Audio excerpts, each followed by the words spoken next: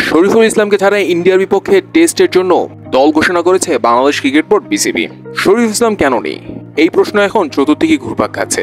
শরীফুল ইসলামের বিষয়ে ব্যাখ্যা করেছেন যে শরীফুল ইসলাম ইনজুরিতে, কিন্তু লাস্ট কয়েকদিন ধরে নেটে যেরকম বোলিং করছেন শরীফুল ইসলাম, তাতে তো দেখে মনে হচ্ছে না যে সে ইনজুরিতে।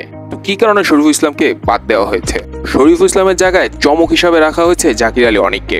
এটা নিয়েও চলছে এখন সমালোচনা যে জাকির আলী অনিক টেস্টে কেন। এখন এই প্রশ্ন তো বিসিবি একমাত্রই ভালো দিতে পারে। লেফট আর্ম পেসারদের বিপক্ষে ইন্ডিয়ান ব্যাটসম্যানদের এমনিতেই দুর্বলতা আছে, এটা পুরো বিশ্ব জানে, এটা আমরাও জানি। তবুও শরীফুল ইসলামকে রাখা হয়নি স্কোয়াডে। এখন যদি সত্যি শরীফুল ইসলাম ইনজুরিতে পড়েন তাহলে তো আর কিছু করার নেই বিসিবির। কিন্তু যদি ইনজুরিতে না পড়ে থাকেন তাহলে সবচেয়ে বড় প্রশ্ন হয়ে দাঁড়াচ্ছে বা দাঁড়াবে সামনে যে শরীফুল ইসলাম কেন স্কোয়াডে নেই। পাকিস্তানের বিপক্ষে যে স্কোয়াড নিয়ে গিয়েছিল বাংলাদেশ, সেখান থেকে মাত্র একটাই পরিবর্তন হয়েছে বাংলাদেশ স্কোয়াডে। শরীফুলকে বাদ দিয়ে তার জায়গায় জাকির আলী অনিককে নেওয়া হয়েছে। এখন ইন্ডিয়া সিরিজে কি শরীফুলের অভাবটা বোধ করবে বাংলাদেশ? শরীফুল ইসলামকে না নেওয়ায় কি ভুগবে বাংলাদেশ?